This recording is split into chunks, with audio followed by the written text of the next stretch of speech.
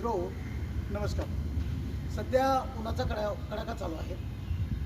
ही घार 2 दिवसांपूर्वी आपल्याला चक्कर येऊन खाली पडलेली मिळाली होती. मुलांनी आणून दिली आपल्याकडे. आपण जंगली पक्षी प्राण्यांचं संगोपन करतो आणि जंगलामध्ये सोडत असतो. असेच प्रमाणे एक ही घार सापडली मुलांना आणि त्यांनी माझ्याकडे आणून दिलेली आहे. 8 दिवस झाले हिला मी सांभाळतो आहे. 8 दिवसामध्ये ही तंदुरुस्त पूर्णपणे झालेली आहे. आता पाहूयात आपण ही घार जर उडून स्वतःहून जर गेली तर आपण स्वतःहून जर गेली तर आपण हिला आझाद करतोय. जर गेली नाही तर मग हिचा पुन्हा आपण सांभाळ करून काही दिवसामध्ये आपण पुन्हा हिला हे करतो, प्रयत्न करतो, सोडतो.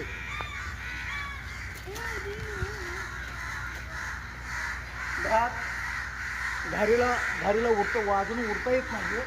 आपण तिला पाहूया नेमकं काय झालं ते. आणि जर आपण ही घारी घाल तिला अनुभव होऊन जाईल.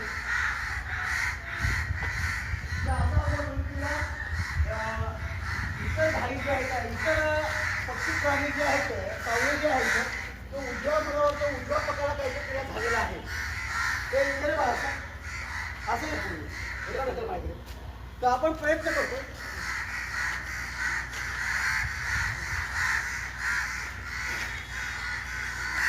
हे आपण चेक केला असताना करतोय.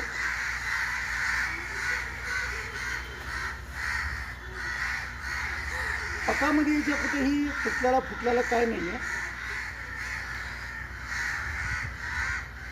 पकाला अपुरे हे दिसतात, पंख दिसतात. ह्या साईडला पूर्ण असते, त्यामुळे तसे बी पूर्ण नाही, थोडे पुढची साईड झालेली आहे. तर आपण हिला अजून काही दिवस सांभाळू आणि हिला आपण आझाद करण्याचा प्रयत्न करू.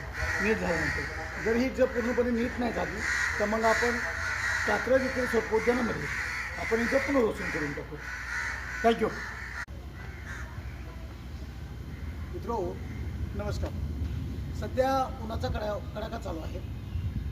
ही घार 2 दिवसांपूर्वी आपल्याला चक्कर येऊन खाली पडलेली मिळाली होती. मुलांनी आणून दिली आपल्याकडे. आपण जंगली पक्षी प्राण्यांचं संगोपन करतो आणि जंगलामध्ये सोडत असतो. असेच प्रमाणे एक ही घार सापडली मुलांना आणि त्यांनी माझ्याकडे आणून दिलेली आहे. 8 दिवस झाले हिला मी सांभाळतो आहे.